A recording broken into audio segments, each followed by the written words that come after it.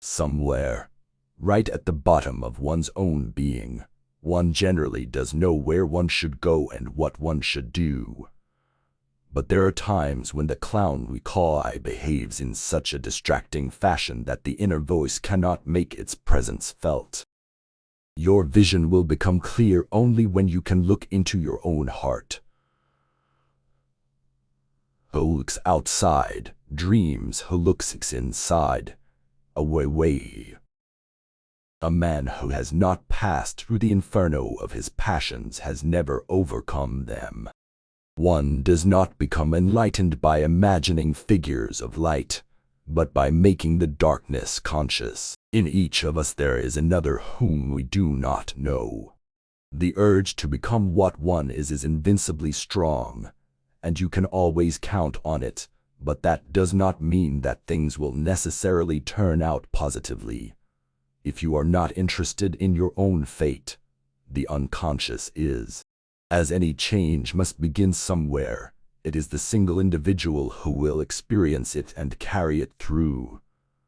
The change must indeed begin with an individual. It might be any one of us. Nobody can afford to look round and to wait for somebody else to do what he is loath to do himself.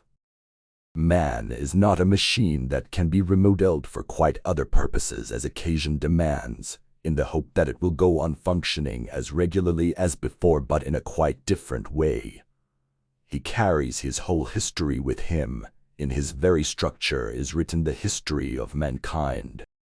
Man's task is to become conscious of the contents that press upward from the unconscious.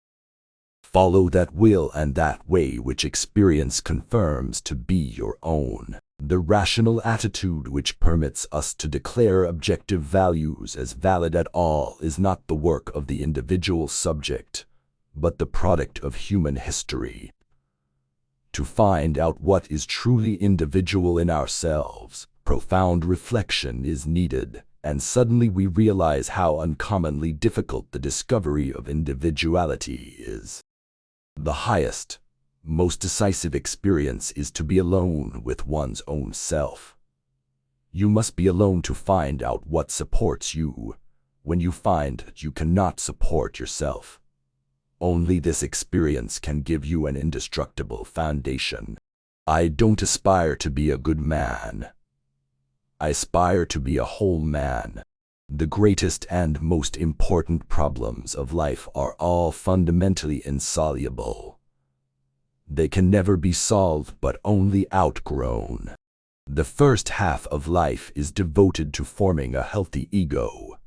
The second half is going inward and letting go of it. Everything that irritates us about others can lead us to a better understanding of ourselves. Every human life contains a potential. If that potential is not fulfilled, then that life was wasted. I shall not commit the fashionable stupidity of regarding everything I cannot explain as a fraud.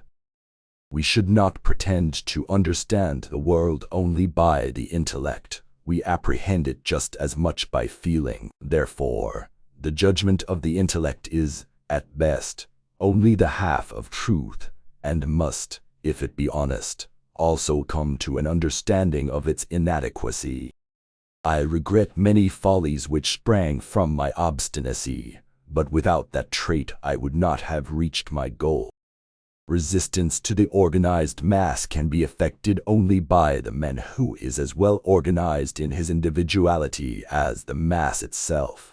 That which compels us to create a substitute for ourselves is not the external lack of objects, but our incapacity to lovingly include a thing outside of ourselves. How can I be substantial if I do not cast a shadow? I must have a dark side also if I am to be whole.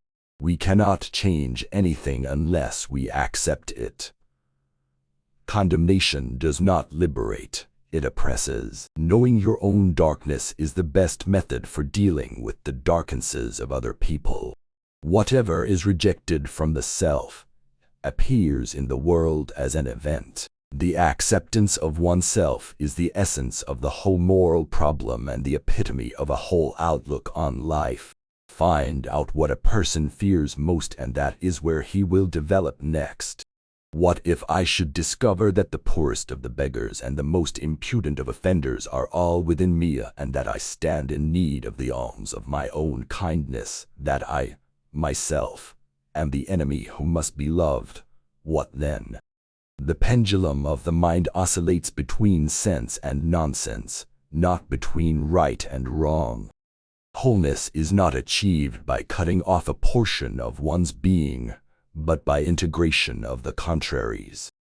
No tree, it is said, can grow to heaven unless its roots reach down to hell. Man needs difficulties that are necessary for health. Where wisdom reigns, there is no conflict between thinking and feeling. There are as many nights as days, and the one is just as long as the other in the year's course. Even a happy life cannot be without a measure of darkness, and the word happy would lose its meaning if it were not balanced by sadness. Nobody, as long as he moves among the chaotic currents of life, is without trouble. Nobody can fall so low unless he has a great depth.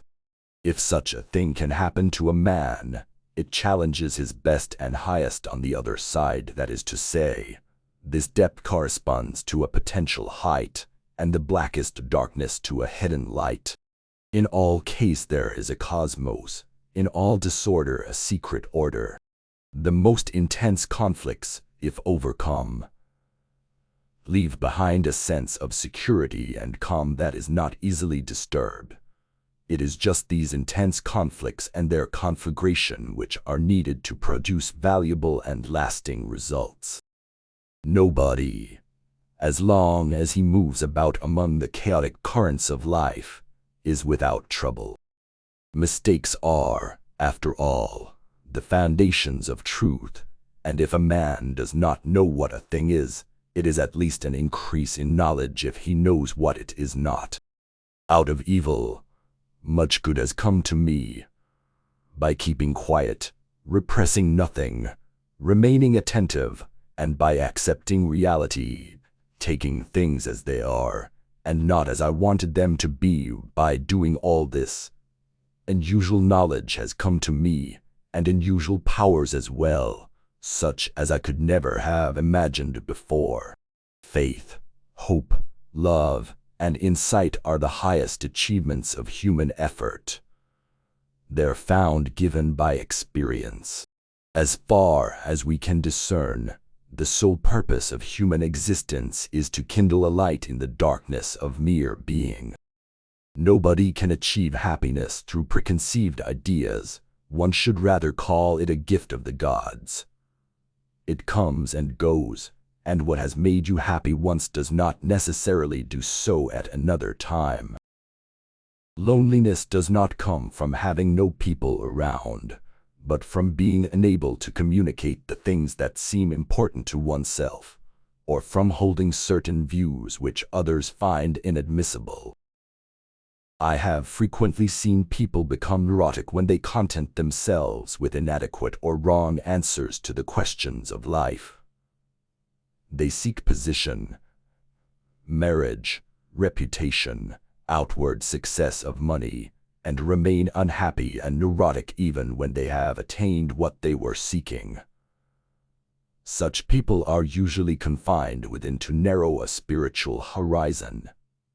Their life has not sufficient content, sufficient meaning. If they are enabled to develop into, it is to affirm one's own destiny. In this way we forge an ego that does not break down when incomprehensible things happen, an ego that endures the truth, and that is capable of coping with the world and with fate. Then, to experience defeat is also to experience victory. Nothing is disturbed neither inwardly nor outwardly, for one's own continuity has withstood the current of life and of time. What you resist persists.